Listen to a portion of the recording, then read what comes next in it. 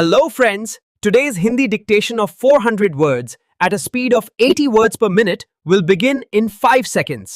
So, ready start. जीवन का प्रतिपल हर क्षण महत्वपूर्ण है। किसी भी क्षण का मूल्य किसी दूसरे क्षण से ना तो ज्यादा है और ना ही कम। आनंद को पाने के लिए किसी विशेष समय की प्रतीक्षा करना ना समझी है। भूत, भविष्य एवं वर्तमान में केवल वर्तमान ही हमारे पास रहता है। केवल इसी का एहसास एवं अनुभव होता है।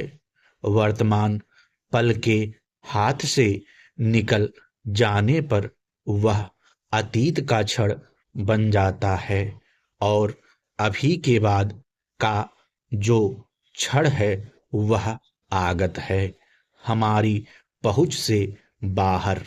केवल वर्तमान ही हमारी निधि है जिसे जीने की जरूरत है। जो ये जानते हैं वे वर्तमान क्षण का सार्थक उपयोग कर लेते हैं और किसी खास अवसर की प्रतीक्षा करने वाले समूचे जीवन के समय एवं अवसर की प्रतीक्षा करने वाले समूचे जीवन के समय एवं अवसर को ही गंवा देते हैं। वर्तमान का क्षण अति महत्वपूर्ण है।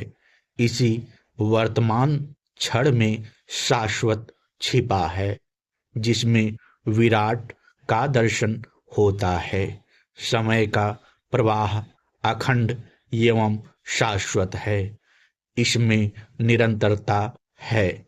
हम अपने मन की अवस्था एवं स्थिति के आधार पर इस शाश्वत समय को कालखंडों में विभाजित कर देते हैं, क्योंकि हम शाश्वत में जीने के आदि नहीं हैं।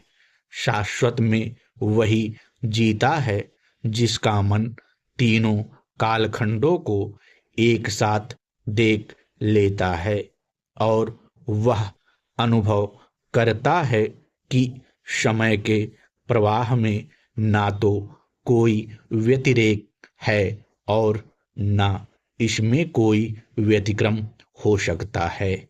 यह तो बस नदी की धारा की तरह बहता चला जाता है। क्षण में शाश्वत छिपा है और अणु में विराट। यदि अणु को क्षुद्र और नगण्य मान कर छोड़ दें तो वह विराट की इस व्यापकता को खो देता है। अणु ही वह इकाई है जिससे सृष्टि का निर्माण हुआ है।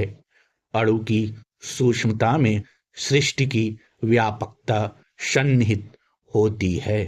यथा बीज में विराट वृक्ष की समस्त एवं संपूर्ण संभावनाएं छिपी होती हैं।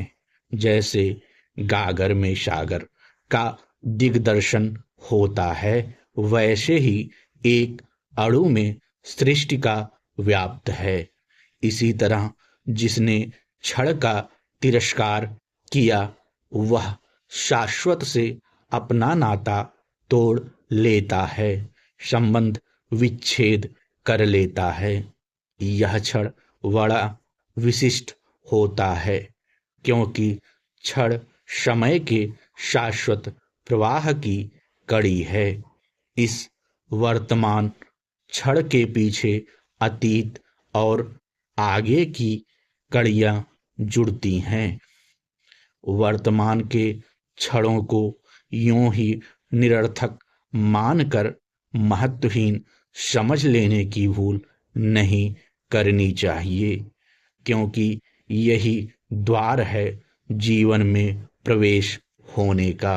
जो जीवन को जानता है, इसके उद्देश्य एवं लक्ष्य को भी समझता है, उसे वर्तमान के क्षणों में ही गहरे गहन अवगाहन करने से परम की उपलब्धि होती है। यह सब कुछ निर्भर करता है वर्तमान के क्षणों एवं पलों के सदुपयोग एवं उनके सुनियोजन से। समाप्त। Like and subscribe, and don't forget to press the bell icon for more updates.